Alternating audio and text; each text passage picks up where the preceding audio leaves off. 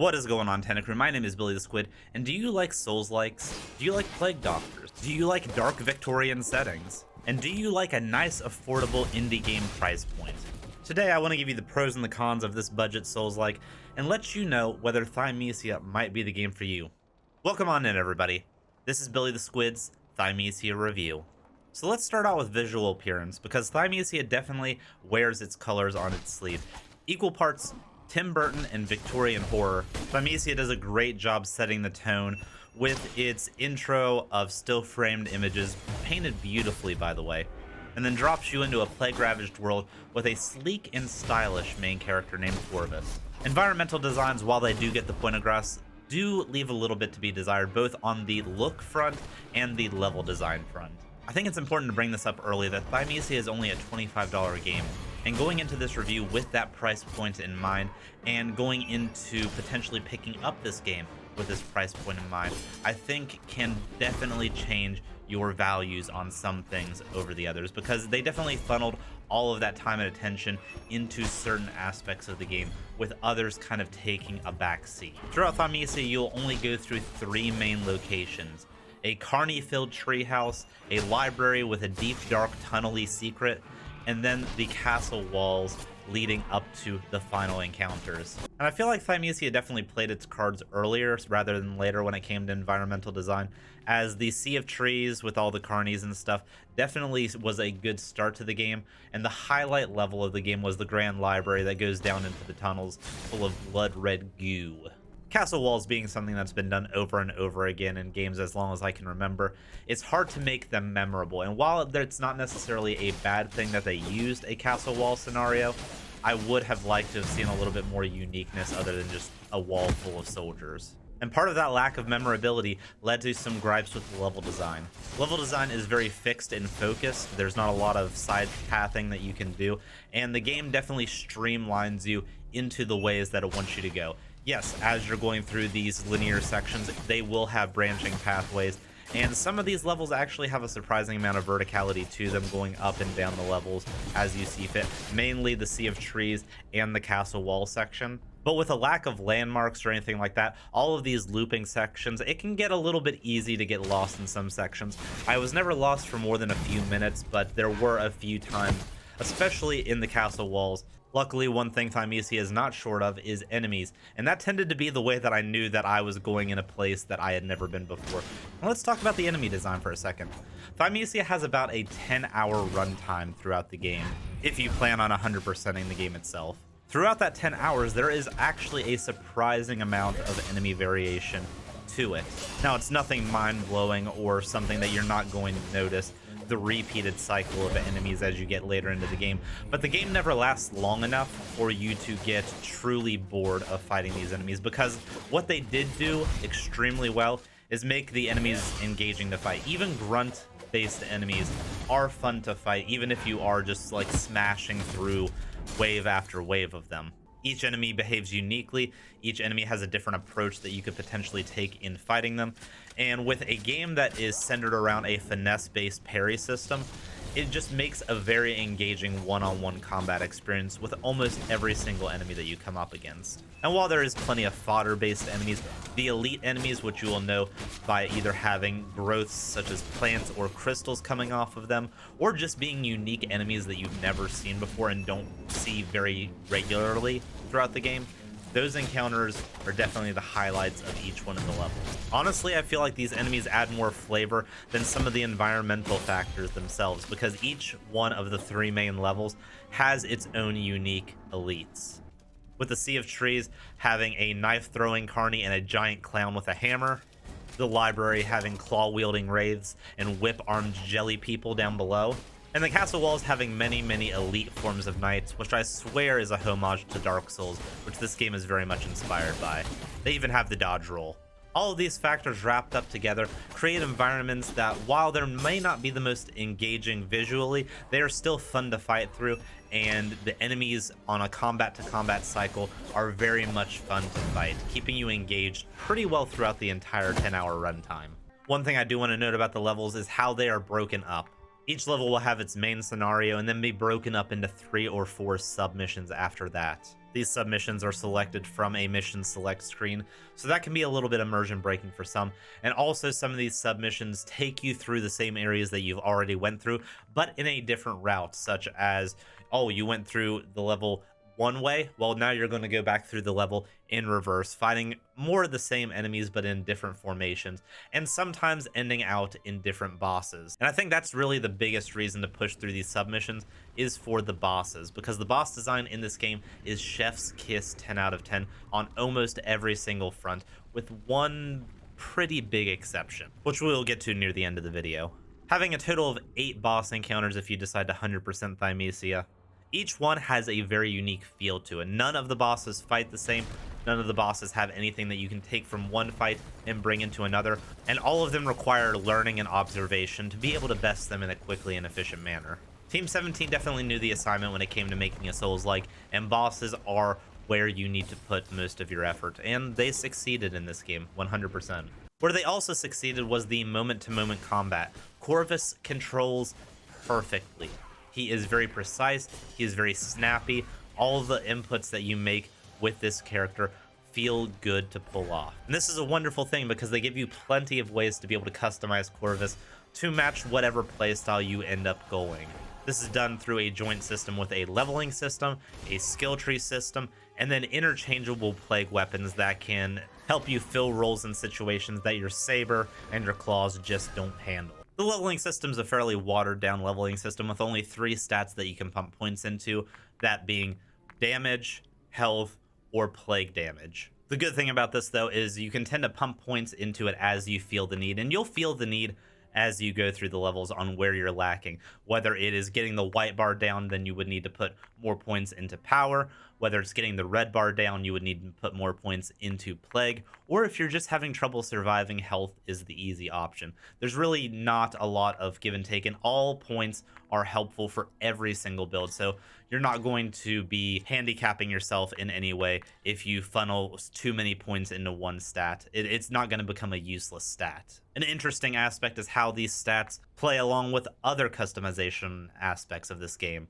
Specifically the plague weapons, which each one of the plague weapons having a unique trait that gets unlocked once you get a stat up to a certain level. The hammer, for instance, once you get 10 power, will make it so that its strike breaks enemies' hyper armor. And each one of these plague weapons has a different unique trait that can be unlocked through this. So if you want to funnel points into one of the stats just to unlock one of these traits, it gives you the option to do so and actually incentivizes that, which I think is really neat. Plague weapons are unlocked by killing certain enemies that use those weapons themselves, and they will drop stones, and then they can be further upgraded by collecting more of these stones as you go through the game. While I myself never farmed enemies looking for these stones specifically, you do get them regularly enough that some of the basic ones will get filled out pretty quickly as you're going through the game normally. Whereas some of the more advanced ones or the boss-based weapons, you'll have to fight those bosses over and over to get stones to level up those weapons. Luckily, bosses are guaranteed to always drop you a set amount of stones. And this brings us to the last level of customization, the skill tree.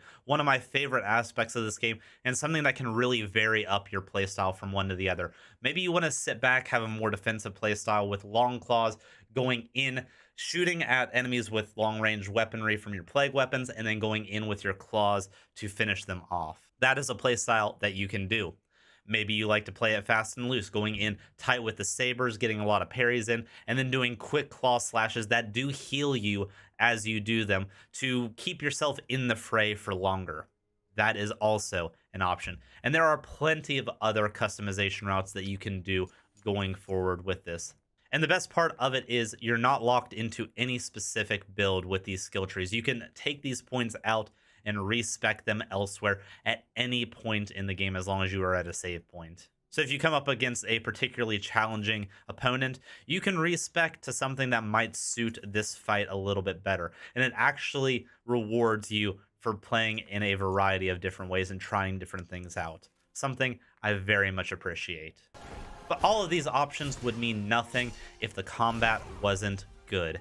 And is the combat good? Well, it's actually exceptional. All inputs are extremely snappy, from every saber slash, every parry, every plague weapon move. It all flows very, very nicely together. Saber slashes are your primary form of attack, and you can cancel out of this combo at any time through a dash or through a parry. Plague weapons, on the other hand, do not give you any way of canceling out, but they do give you a form of hyper armor. So if worst comes to worst, you can tank out enemy attacks to still be able to get your attacks off. The claws having two forms, either being short claws or long claws, definitely play into different roles, with the long claws taking a little bit longer to charge up, but you get a massive dash forward whenever you use them.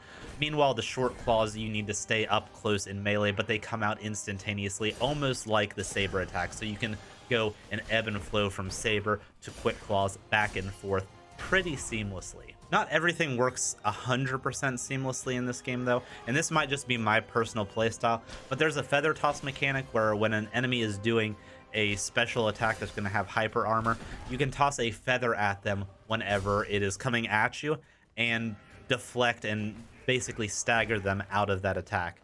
I felt this attack very unreliable and I had a lot of trouble utilizing it, so I ended up using the feather toss more to pull enemies towards me than I did to actually interrupt these attacks. Luckily, there is an option in one of the skill trees to let you do Thymesia's version of Sekira's Mikiri counter, where whenever you see one of these attacks coming at you, if you dash into an enemy, you will run up them, stagger them, and then be able to do either a saber attack or a claw attack as you drop back down.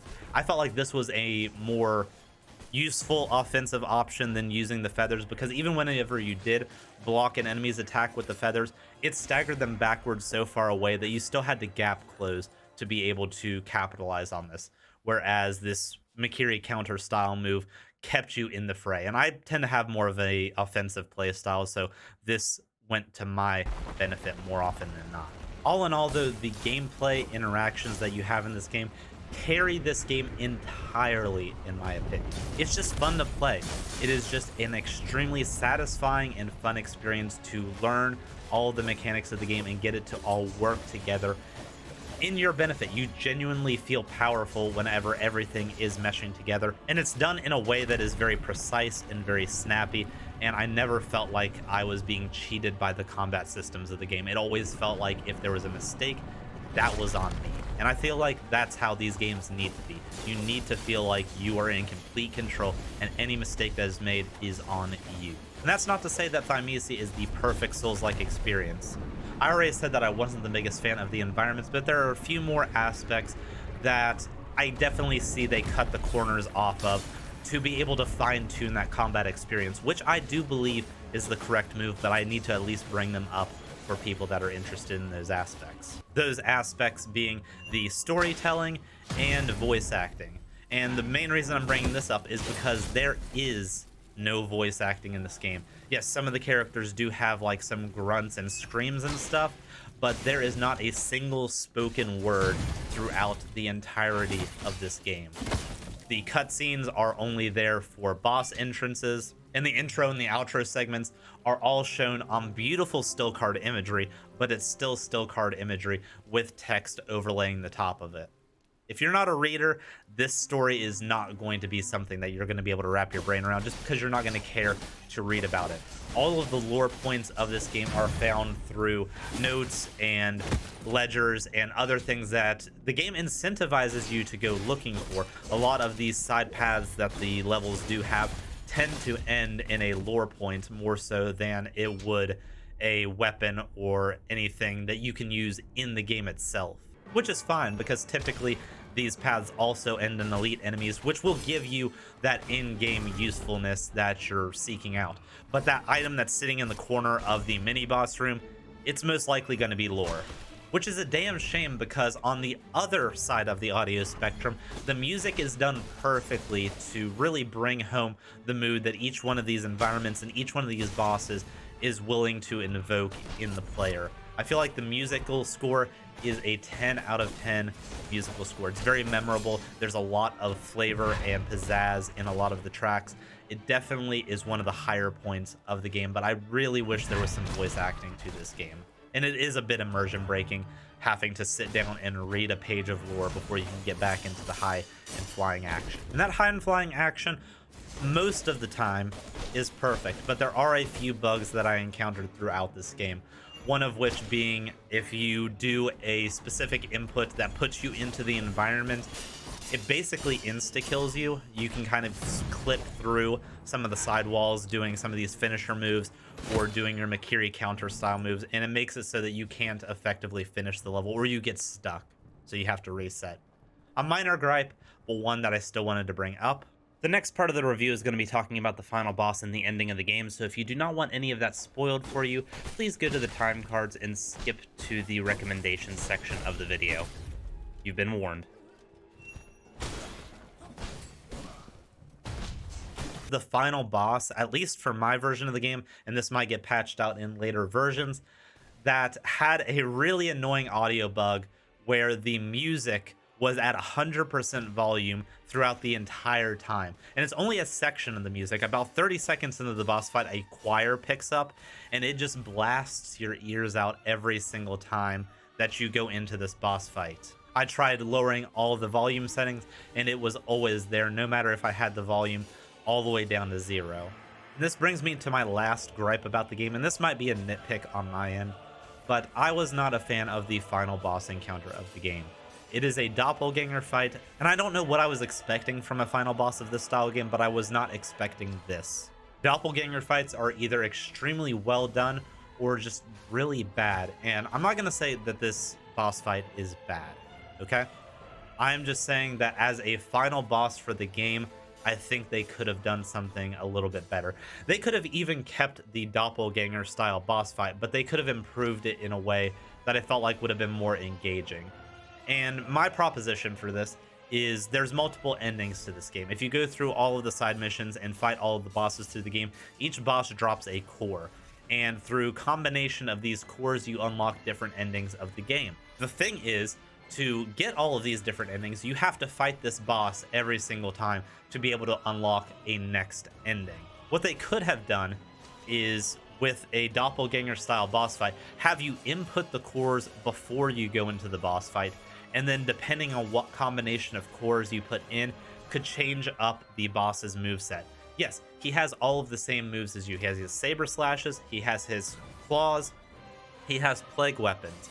So they could have mixed and matched the builds that you've gotten used to throughout the game and had those different builds come at you in the form of this boss and kind of give you a way of controlling what kind of a final boss you are going to get. I felt like this would have been more engaging than the final boss we got, which was a very challenging boss, and I can't say that it wasn't a fun boss to fight, but it was just a bit underwhelming given the scope of everything that came before it. And while Thymesia didn't end on quite as high of a note as I was hoping it would, it did not detract from my overall fun that I had throughout the entirety of the game. And this brings us to our recommendation. At a $25 price point, if you are a fan of the Souls series or Souls-like games in general, or if you really liked Sekiro in particular, I highly recommend picking up Thymesia at the $25 price point.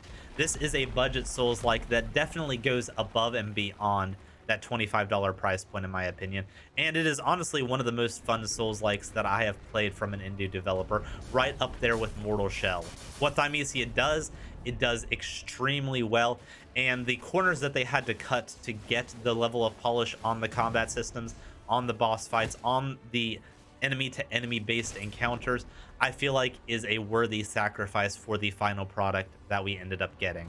You have to bring your expectations down to the price point, and when you do that, I do think that they could have honestly charged $5 or so more for this game and still been a worthy purchase. Thymesia is just that much fun to play, and while a 8 to 10 hour runtime might be a little bit too short for a lot of people, especially if that being the 100% playthrough, I still think that if you are a fan of this genre of game, this is a must purchase. And if you want to see more Souls-like reviews, don't forget to like this video and subscribe to the channel. We will be playing a ton more Souls-likes in the future. But until next time, Tenna Crew, much love. Bye-bye.